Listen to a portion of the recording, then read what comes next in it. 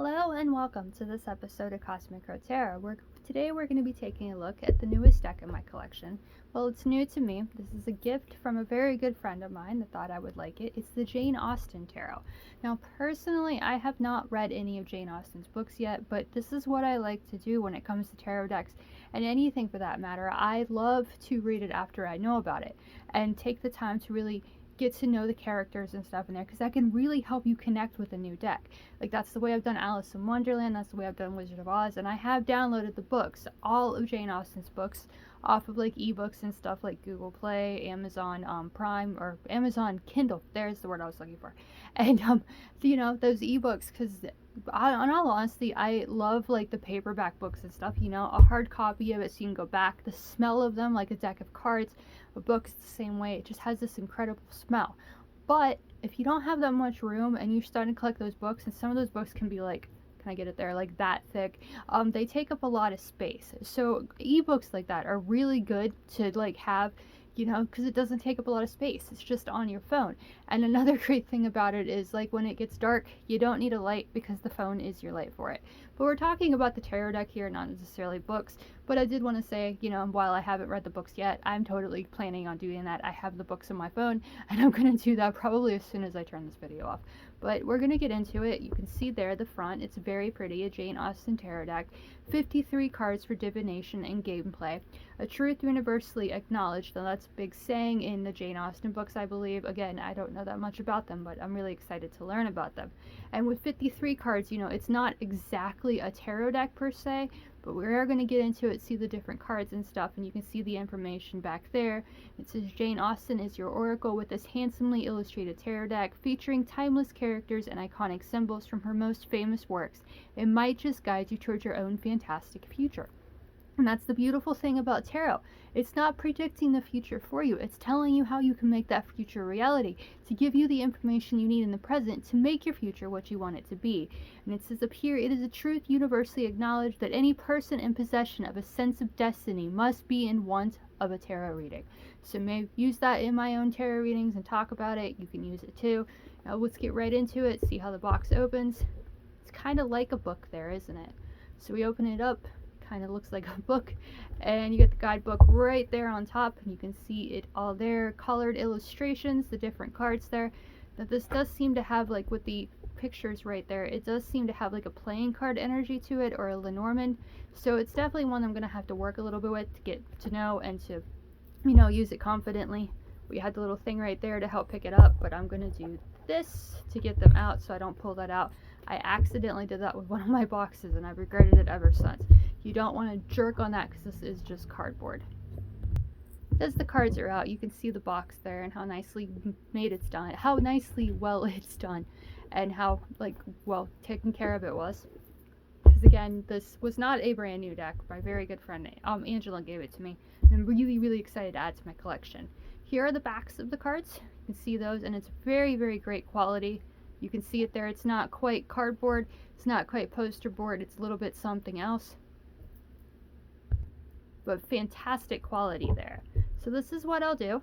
I'll set them right like this, and we'll go through each of them. I believe this is definitely an ace, because we have that ace there, and then it's followed by another ace. But before we get to that, get the bird there and the roses and stuff.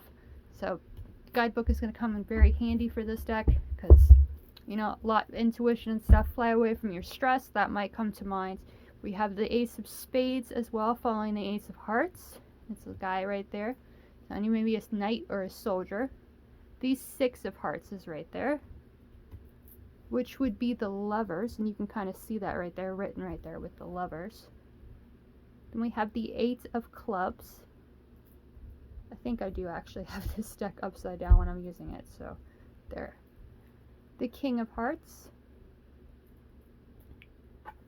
The four of hearts. Seems like when I turn them upright, automatically goes backwards again.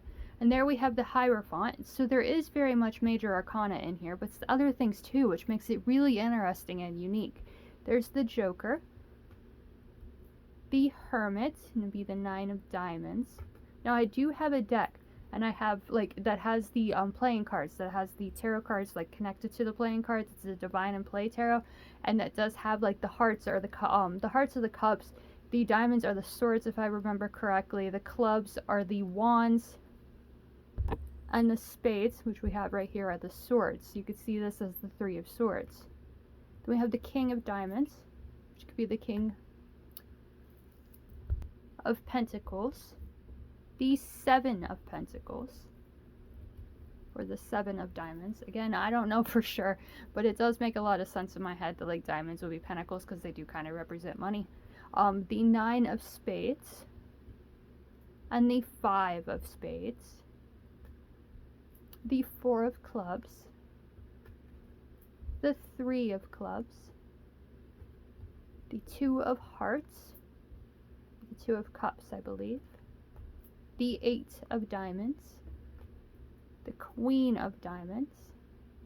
Now this is where actually knowing the stories from Jane Austen or reading the books can very much come in handy for learning this deck, because you know these are scenes and illustrations from the books, like taken from those time periods and what she's written. And a lot of times when it comes to like big books like that, there's not illustrations to see. But that's the beauty of a fantastic book, is the fact that it puts the picture in your head of what you are reading. Like you can picture it in your mind, and that might very much be what we're looking at here. We have the jack of spades, the chariot, got some more reversals right there, the queen of hearts, and it even says right there the high priestess.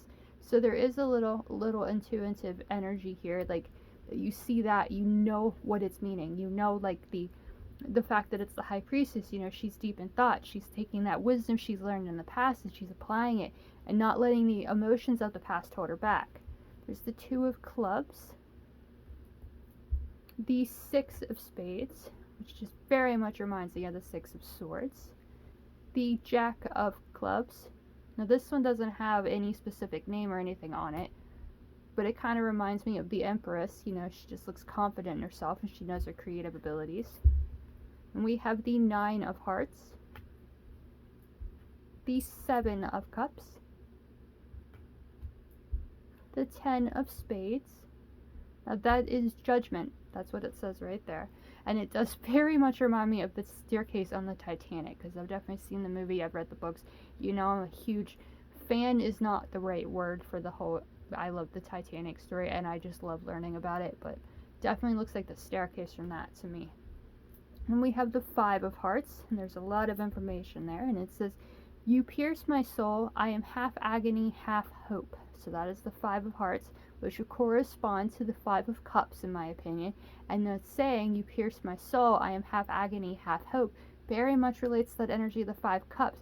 You're still reeling from the past, you're still longing from the past, but there is hope to be found moving forward. And we have the ace of diamonds, which corresponds with the world, as it says there at the top. The Empress is this card right here, so we're going to change that thought of the other one being the Empress to saying that she's the Queen of Cups. At least that's how I'm going to see it. Again, guidebook, very, very useful. And then the Ace of Pentacles, or Ace of Clubs here, is strength. And you can see there the teapot with the clouds coming out of it. The Hanged Man is this illustration right here. Kind of woodwork upside down, but she's there very much reading a book. Perhaps she's reading a Jane Austen book. She's got her cats around her. It's like taking time to really think about what we want to do, think outside of the box, and not really care what anybody else thinks. You know, you're just in your own little world. And the Jack of Diamonds next, and it is the Star, followed by, it is well to have as many holds upon happiness as possible. Perfect message for the Sun, and that's the Sun right there. We have the Eight of Spades next, and you can see there it's justice, and I mean this is very much justice. You have the balanced scales right there. We have the Four of Spades right here, and you can see there it says death. And apparent like she's there looking at her dying family member, dying sister or something. So this is probably very popular, or not popular per se, but a very known story part of Jane Austen's books. And then we have the Six of Clubs for the Tower. You can see the tower is the lighthouse in the background, and again we have a very sad situation with them looking down at the girl that seems to have deceased. And then we have the Moon, and the Moon says we have all our best guides within us if only we would listen. Then the 5 of Clubs, and it has the devil, and he's very masculine looking, very tempting, that illustration. So it's very much the devil that we all think of, at least I believe so. And we have the Wheel of Fortune next. So this deck is very much, it's got the major arcana in it at least, but like different cards and different the illustrations don't usually have, and that's definitely something I love in my collection, like having different illustrations and different cards, because it makes you think things you might not have thought about with other decks. Next up, we have the Magician, and she's there like writing on her book or making some kind of creative art, and that's the Magician. It's taking those ideas and actually taking action on them and making something. So beautiful illustration there. The Jack of Hearts, and the Emperor. You can see the Emperor right there as he looks back towards the past and knows the strong foundation that he is. The 7 of Clubs, beautiful illustration of flowers right there. The 10 of Clubs, all the knowledge and wisdom we gain from experiences as well as the books that we read. Ever since I was little, I've always been a fan of reading, because when life, reality in life just stresses you out and it doesn't really have to be enjoyable, losing yourself in a good book, a good story, definitely can make you forget your problems for a little bit. And like the illustration here shows, and it's not necessarily like fiction books like Jane Austen books or like Harry Potter and stuff like that, that might not give us all that much useful information, although they are extremely entertaining and extremely beneficial to read, puts us in a fun mindset and stuff like that. It's the knowledge that we can gain from books that really gives us that energy of the 10, the Wheel of Fortune. I know we already saw the Wheel of Fortune, but with the energy of those net lessons and that knowledge and wisdom we gain from books that can help us spin the wheel and begin the next chapter of our stories with confidence, because we're learning from where we've been and learning from the information that we receive from the books. We have the 3 of Cups next, or the 3 of Hearts, and you can see the flowers there again. Beautiful, beautiful illustrations. 2 of Diamonds, and you can see there, once again, beautiful. The 10 of Diamonds, you see the illustration there, a bouquet of flowers. The 4 of Diamonds, and you have the illustration there of the necklace and the jewelry and everything, very beautiful. Queen of Spades, illustration right there. And last but not least, the 3 of Diamonds, and you can see the furniture there. Now, Jane Austen, if I remember correctly, it was towards the late 1700s, early 1900s. So the illustrations there kind of relate to that more so than like modern day. But it's an absolutely beautiful deck. Let me see here. The guidebook's definitely going to come in handy. I just happened to open up to that book, that page, so it's really cool, because then I can just flip it over and you see there, and you've got the, where'd it go? Yes, there it is. I knew it wasn't too far back. But you've got the illustration there of the 4 of Diamonds, and it says 4 of Diamonds right here, and tells you it's material wealth. A lady's assets give her stability, though she must be careful not to let her things possess her. So that is a great message, even back in the early 18th century, 19th century, 20th century, and today even, especially the material wealth that we have. It's enjoyable to have all these things that glitter, all these things that bring us happiness, but what is it blocking? What is it keeping us from really seeing the importance of? The material wealth and the material possessions we have don't necessarily define our power or who we are. So that's a big important message even today, despite a deck being based on a book and book stories and stuff and an author from a couple hundred years ago. The message there is still the same. But that is just a quick look at the Jane Austen Tarot, created by Jackie Oakley, and you can see it there. I'll leave a link in the description below of where you can purchase a copy of this deck. I believe it is still available, and you can purchase it for yourself if you like the illustrations and you're a fan of Jane Austen. I very much want to thank my friend Angela for giving me this awesome deck. I'm really excited to add it to my collection.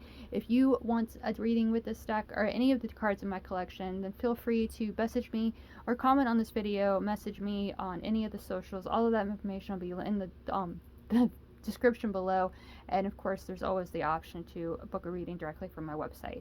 As always, I very much want to thank you for watching. I hope you enjoyed, and I'll see you again in the next one.